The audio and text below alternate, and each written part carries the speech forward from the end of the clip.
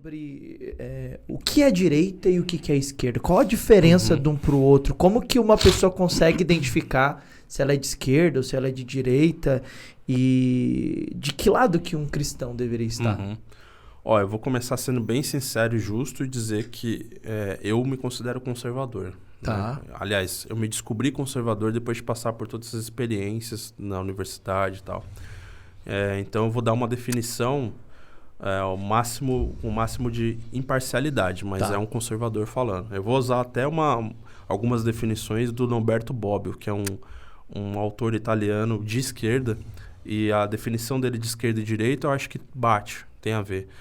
A direita está sempre mais preocupada em avançar os limites da liberdade, em promover cada vez mais a liberdade. Aí eu incluo nisso a liberdade de mercado, né, a liberdade de empreender, a liberdade de expressão, a liberdade religiosa. E a esquerda está sempre mais preocupada em promover a igualdade, em avançar a pauta da igualdade. Então você tem duas forças, né? Uma mais preocupada com a liberdade, outra mais preocupada com a igualdade.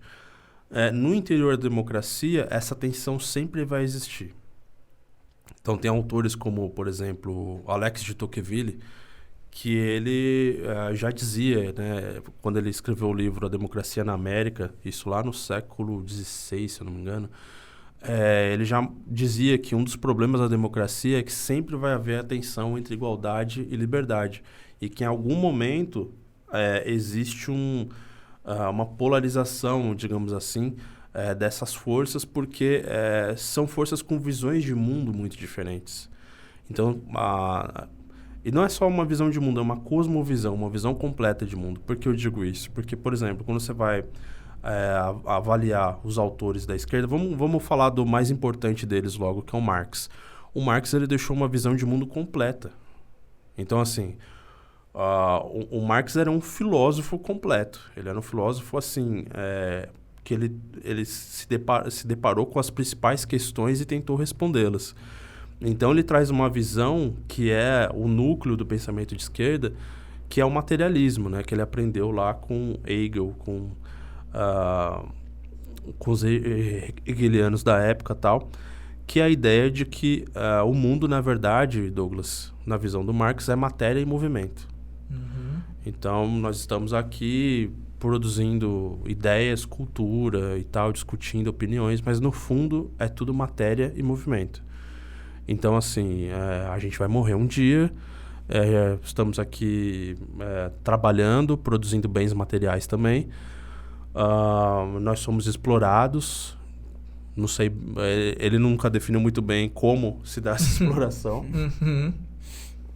mas nós somos todos explorados. E o importante na vida é você se libertar dessas amarras da exploração. Então, a vida, basicamente, é matéria e movimento. Nós estamos aqui produzindo meios materiais, produzindo cultura, etc.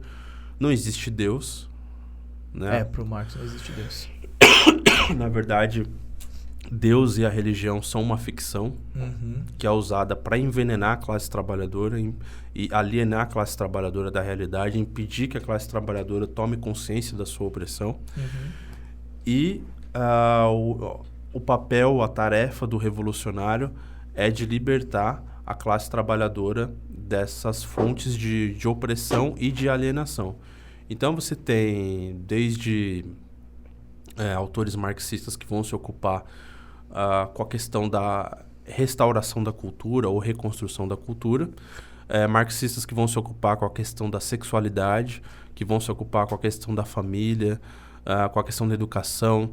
Em todas as frentes existem grupos de intelectuais marxistas tentando reconstruir a sociedade de acordo com esse objetivo revolucionário, que é você, como eu posso dizer assim, você resetar a sociedade sem que haja diferenças de classe. No papel pode até parecer muito bonito, mas você retirar todas as diferenças significa você abolir, por exemplo, a questão não só da propriedade privada, mas você abolir o conceito de mérito individual. Se eu trabalho mais, se eu sou mais esforçado, se eu sou mais talentoso do que o meu vizinho, por que eu deveria ganhar o mesmo que o meu vizinho? Para o Marx, nós deveríamos sim ganhar o mesmo, porque nós somos parte de uma mesma classe. Então ele enxerga apenas categorias coletivas na humanidade. E ele diz, inclusive, que o grande problema é que quando você é da classe trabalhadora, por exemplo, a sua consciência, a sua visão de mundo já está contaminada pela cultura que é colocada ao seu redor, que te impede de enxergar as coisas. E você tendo uma origem humilde, uma origem social humilde, pobre, e você sendo explorado, você não vai ter tempo de entender esse processo, de parar para refletir sobre o que está acontecendo. Então você vai ser sempre alienado da sua própria vida. É isso aí, turma. E esse é apenas um trechinho do episódio completo do podcast Espiritualmente, que você pode encontrar aqui no link dessa descrição para assistir quando quiser. Então curte, comenta e compartilha com toda a sua família espiritualmente para abençoar a sua vida.